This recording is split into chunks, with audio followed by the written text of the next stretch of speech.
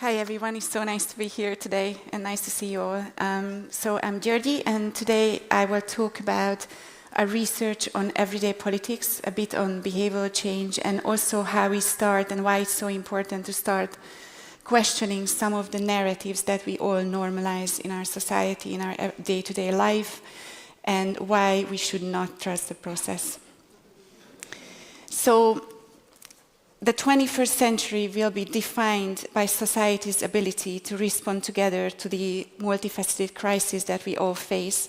But the quality of our collective decisions will really be based on how informed we are and how well we understand or make sense of the world around us. So the context we are working in at the moment, especially in terms of the climate crisis and some of the reoccurring everyday chatters that I gathered for you, we can't do anything now, let's just enjoy the time we have left. Normalizing acceptance of defeat, numbness, being paralyzed. Humanity deserves extinction, we are all selfish. Or the current preppers movement, when people start buying up land in the Norwegian and Swedish archipelago and start growing their own food, and obviously growing your own food is very, very important. But also what I want to kind of challenge our thinking today is that we are way beyond planting cucumbers. The climate breakdown is not and will not be like the movies Armageddon 2012 or either I Love Don't Look Up. But it won't be like a meteor will kill us all at once. It will be more, and it is more like this, a slow disaster, which is quite terrifying.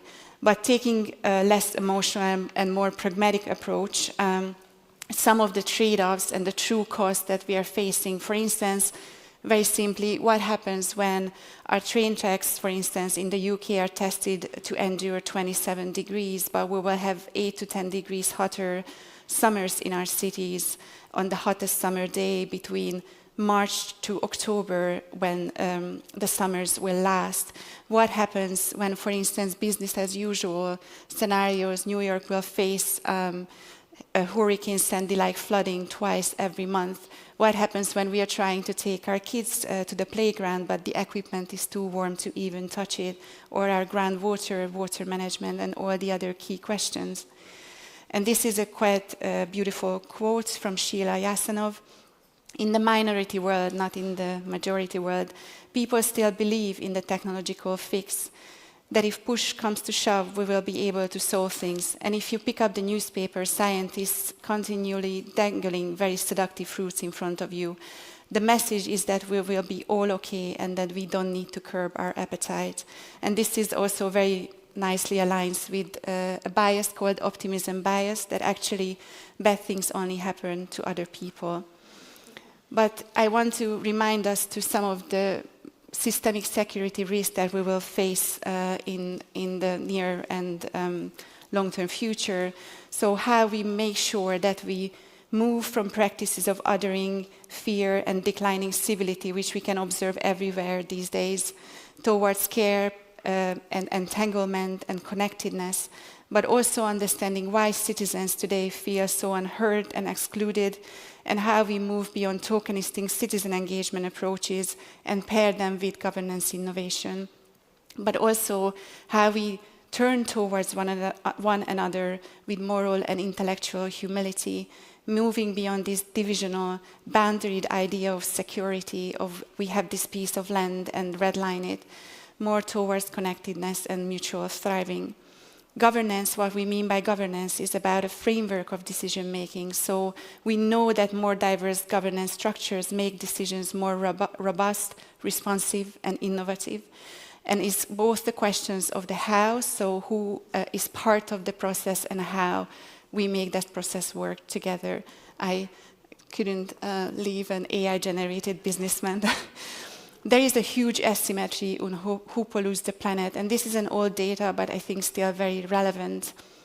If regulations require that the top 10% of emitters reduce their carbon emissions to an average European Union citizen, which is still a very comfortable lifestyle, and the remaining 90% did no changes in their behavior, we would still cut our global emissions 30%, which is really staggering. So this idea that we all have to change is false. I want to remind everyone, offsetting is not the answer. So when you buy a plane ticket and plant a tree, as Kevin Anderson says, it is paying a poor person to die at forests. We cannot plant our way out of this, and we also need to make sure that we protect all the forests that we have left, especially that man-made forests are prone to diseases and also vulnerable to all the wildfires that are, for instance, coming in southern Europe. We also had, for decades, this idea of deploying more and more sensors to understand what is the pollution, the emission out there, which is obviously very key to understand that you have a problem in the first place, and also if you do an intervention to know that it was successful. But also this data spectatorship idea, as Usman Haq called it actually, from how we go from actually reducing pollution through different policy and regulation and taxation and whatnot, and not focusing on actually capturing it. So this is some of the domes and towers in, for instance, China, sequestering pollution, or nitrogen dioxide bus stops in London. And this is an age-old approach. This is the 1913 Evening Standard, where they introduced in London an air cannon to blow away pollution around people. Or if anyone built a plastic sculpture ever, I'm really sorry about this, but when you collect bottles that are already wasted to create these sculptures, so this idea of revealing, visualizing, sonifying what is already out there, and this is my own work, which I'm also quite critical about. Or as Caroline Lucas said, we will go down in history as the first species who was monitoring their own extinction. We are often mere spectators, not participants, leaders, and decision makers of complex political, environmental change. So my question is this the type of citizenship we want to practice, and how we might broaden our collective imagination of what proactive 21st century citizenship looks like? We have studied a lot sense-making and how it's actually impaired and how we form our worldview. So in terms of all the informal spaces where we spend time with our friends, hairdressers, taxi drivers, this is called everyday political talk, which is our primary site for world making. And this is a really helpful site for measure the temperature of society through listening to these everyday chatters of dinner conversations with your friends. What is also really important to understand that we often focus on individual behavioral change in our interventions and designs, but actually people develop their identity and worldviews in relation in this relational space to others. So people or us, we behave as we think we ought to behave in the eyes of other people. So setting the right social signals and understanding social psychological insights when you design any behavioral interventions will be really critical. And understanding the first, second, and third space, especially with the impact of social media, which we talked about this morning, how vested interests using different tactics to numb us and paralyze. So political figures invest both left to right into information overload to such an extent that people lose their ability to pattern recognition, to make sense of the world. They become, again, numb and paralyzed. But also we know a lot about disinformation from the past as well. And then yesterday, one of my colleagues sent this article from Hollybuck, and I thought actually changed my presentation, so added these two really important quotes. So many members of the public question whether net zero by 2050 is even realistic, and what happens with the wind turbines and solar panels after their end or their lifespan. And also what happens, for instance, when they can't afford an electric car, or they are on fixed incomes, or we are just basically funneling more money into the elites. So we need to listen to those concerns and then do something about them, not just discount people as climate deniers.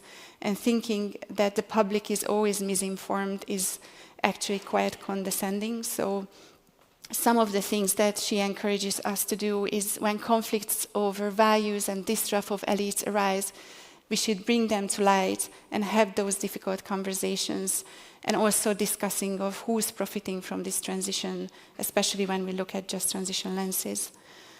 And after we improve sense-making, how can we make better collective decisions as teams, organizations, cities, countries, and globally?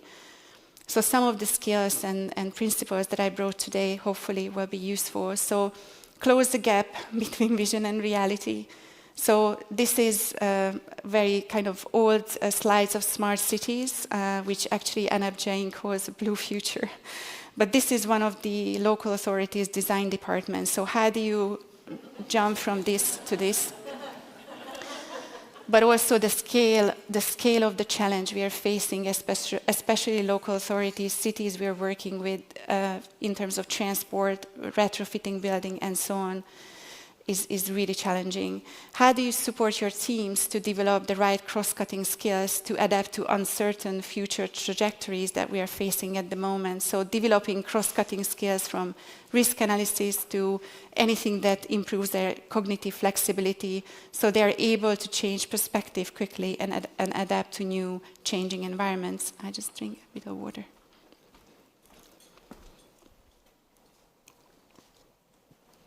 And my hands are shaking. How do we also move from predictability and this idea of linear planning towards volatility, which is coming in and already happening everywhere? Or watching out for the words we are using and the language. For instance, when you're working with highway authorities, both in the UK, US, and elsewhere, they call drivers as people, and they refer to pedestrians as non-motorized users and trees as fixed hazardous objects that needs to be removed from our roads.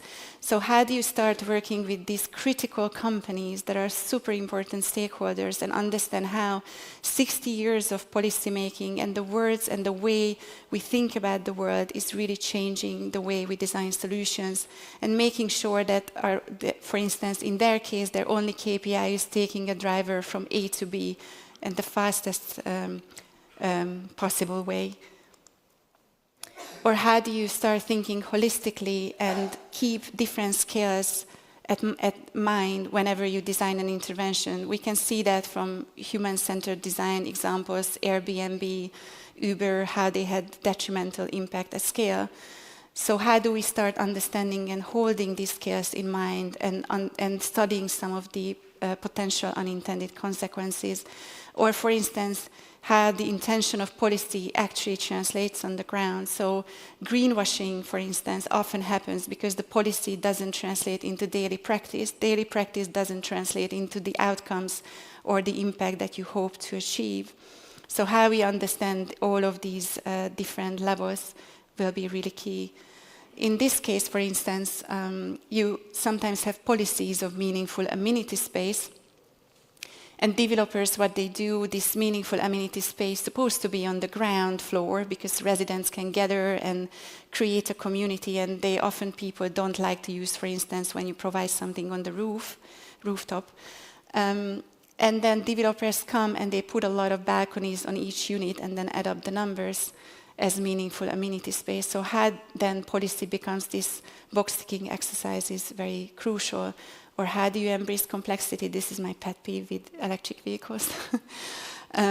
Because we know, for instance, that a lot of air pollution actually doesn't come from the tailpipe. It also comes from non-emissions. So even if you introduce electric vehicles, private electric vehicles, you need to regulate them as much as petrol and diesel, because you still have a lot of particulate matter from road wear and tire wear. Moreover, we know that, for instance, EVs use up their tire 30 times faster than petrol and diesel, contributing a massive amount for microplastic pollution in our oceans from Europe, UK, and the US. So we need to kind of start questioning some of these interventions and designs and policies that we introduce in our cities. And instead of offering one-off solutions, which are super appealing and understandably, we need to be suspicious about.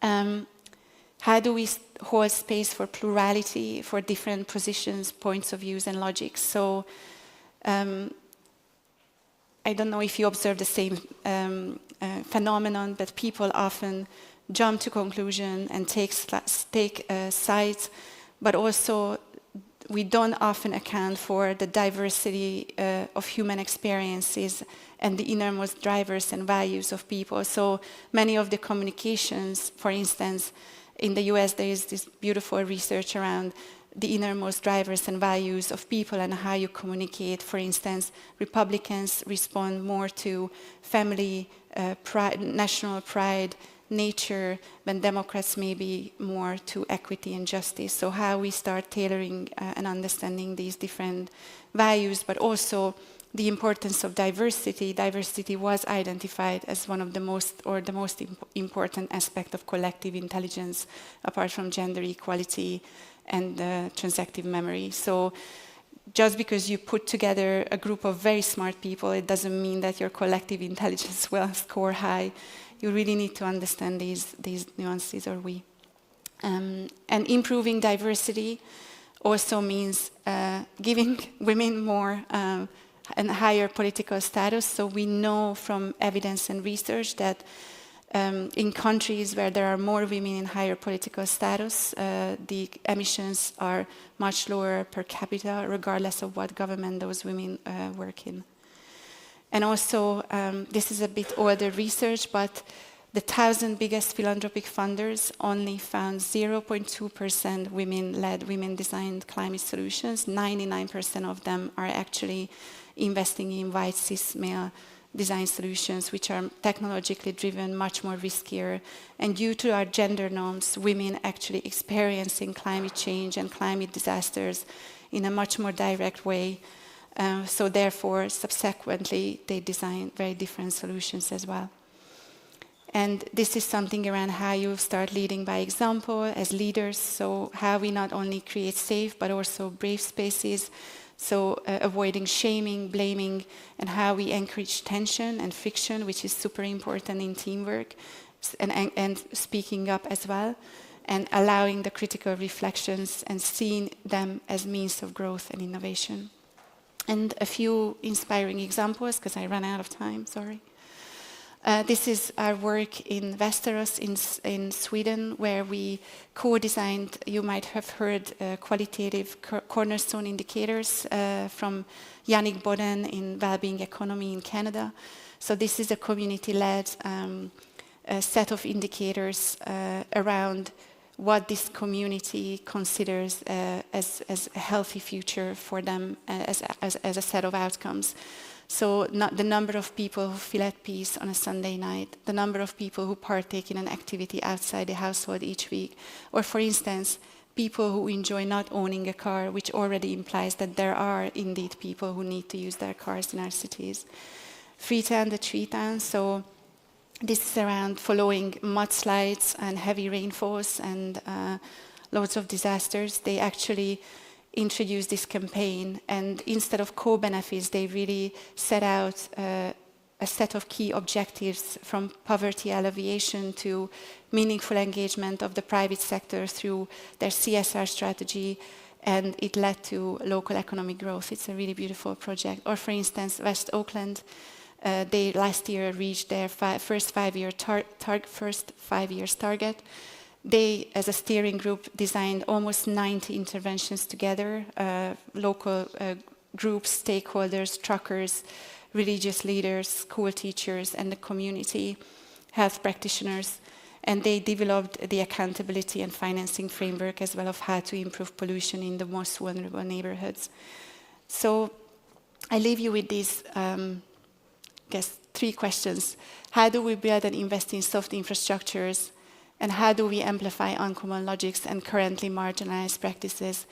And how do you practice your citizenship on a daily basis? And I would encourage everyone, anything that seems obvious that is otherwise complex, we should be suspicious about. Thank you.